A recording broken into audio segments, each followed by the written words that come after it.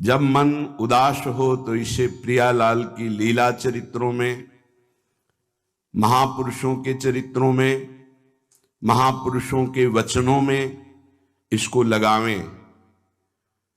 इसकी उदासी प्रभु के चिंतन से दूर करें, ना कि विषय भोगों से। अगर कहीं किसी माया रचित वस्तु, व्यक्ति, स्थान के संयोग से तुम्हारी उदासी नष्ट हो रही तो परिणाम में उपासना भी नष्ट हो रही है। ध्यान देना इस विषय पर। चाहे वो रसेंद्री का विषय हो, जनेन्द्री का हो, नेत्रेंद्री का, घ्राणेन्द्री का, त्वगेन्द्री का, शब्द, स्पर्श, रूप, रसगंध, यदि ये प्रियालाल से विलग करके भोगे जाएं तो उपासना को ढक देते हैं, पश्चाताप पैदा होता है, हृदय ग्लानि से भर जाता है, जो सहज आनंद है वो ढक जाता है। इसे अच्छे से हृदय में बैठा लीजिए। जब मन निराश और उदास हो तो अध्यात्म के द्वारा इसको आनंदित करें। विषय भोगों में लगाकर आध्यात्मिक शक्ति छीन करके कभी कोई उदास मन को प्रसन्न नहीं कर पाया, न कर पाएगा, ना है किसी का।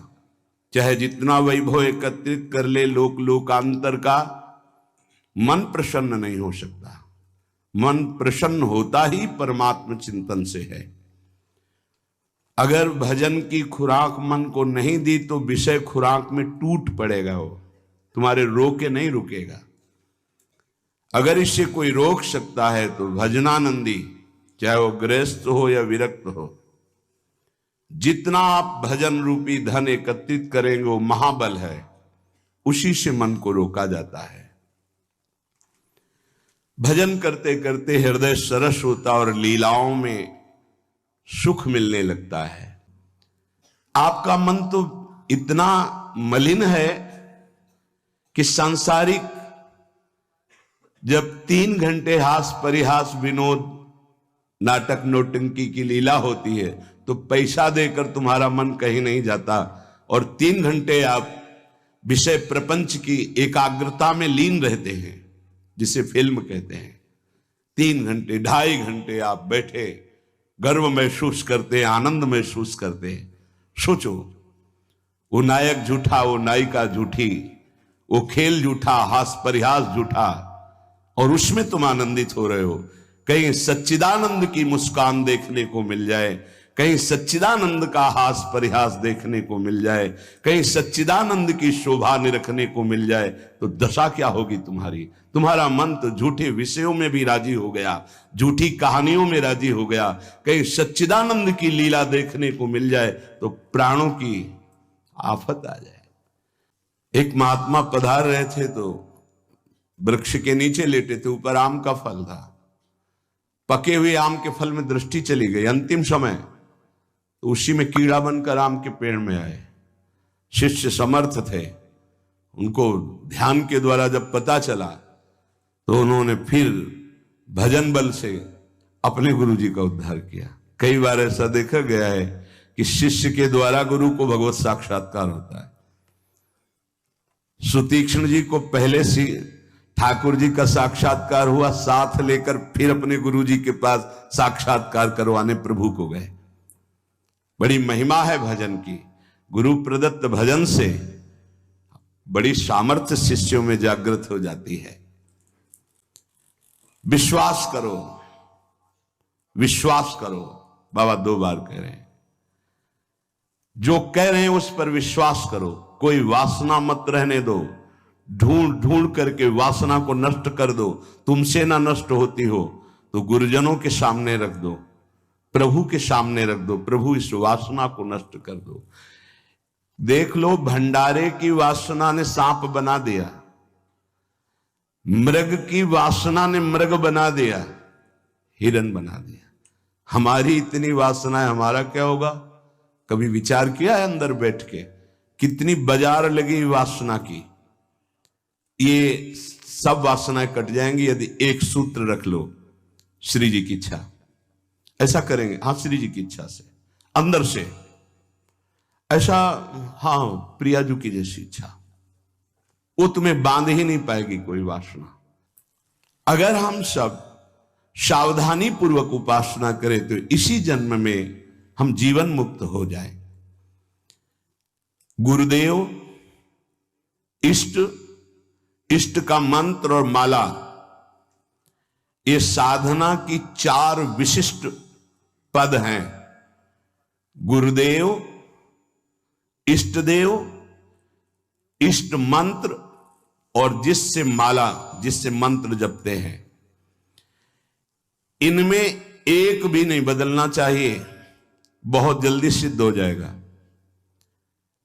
माला ऐसे नहीं कि गंदी हो गई फेंक दी, दूसरी नई माला ले ली, टूट गई वैसे, या माला की थैली, दोनों गुरु प्रदत्त है, इसे बदल नहीं सकते। कर्म 4 प्रकार के होते हैं। एक कर्म जिनसे यहां भी सुख मिले और परलोक में सुख मिले, जैसे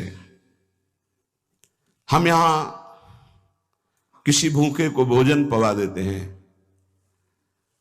तो हमारी संपत्ति भी बढ़ेगी और परलोक में इसके पुण्य का बड़ा लाभ प्राप्त होगा।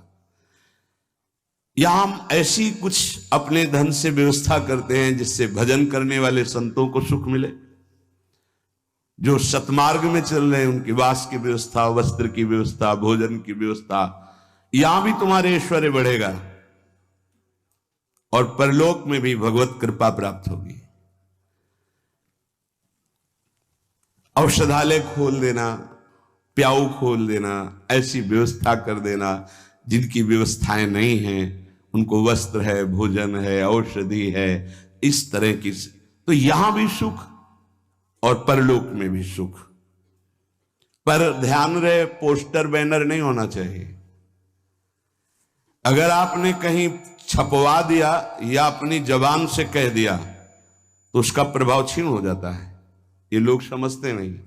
आपने वृंदावन आए, 100 संतों को भोजन पवाया, इसके बाद पूरे गांव में 4-4 जगह बैठ के कि वृंदावन गए थे, 100-2 संतों को ऐसा पवाया, संत भी कह रहे थे कि वाह भाई, और 100-100 रुपया भेंट दी।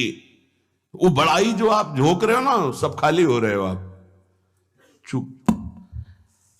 ये लोग कुछ ऐसे देहाभिमानी होते हैं कि एक पंखा भी टंगवाएंगे ना तो पंखा की हर पंखुड़ी में जिला अमुक, बाबा का नाम, दादी का नाम और ये नाम और वो नाम, अपना नाम, पूरा पता, फोन नंबर सहित पंखा में, ऐसे देखे गए। कुछ भी करना है ये सब। तुम्हें अपने नाम की चिंता है या संतों की सेवा की चिंता हुई?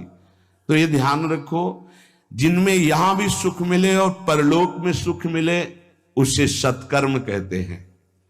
सत्कर्म गुप्त होना चाहिए, पर अभिमान गुप्त होने नहीं देगा, पक्का। वो चाहे दीवाल से कहेगा जरूर।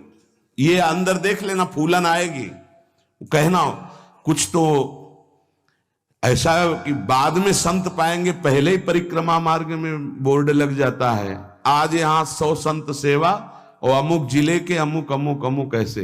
तब ये लगता है कि कैसे तुम नादान बच्चे हो, तुम्हें इतना बड़ा सौभाग्य सुकृत का मिला था, इतना महान सत्कर्म, और तुमने सब मिटिया मेट कर दिया।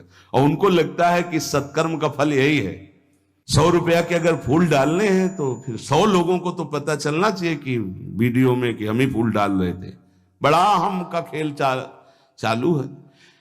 ये कर्म तभी परलोक में आपको मिलेगा जब यहां आप गुप्त रखें। देखा है आपने गुप्त कैसे कमाई की जाती। बहुत बड़ी यज्ञ की थी, मैदा फैक्ट्री के मालिक थे। जब वो आते थे कानपुर में गुरु आश्रम में संत दर्शन के लिए, तो 20 गाड़ियां उनके साथ होती थी, आधा किलोमीटर पहले ही रुक करके नंगे पैर पैदल आते थे। जब वो यज्ञ करवाए तो एक हाथ में झाड़ू सोहनी और एक में डलिया, और जो ऐसे खा पी के दोना पत्तल फेंक देते वो उठाते।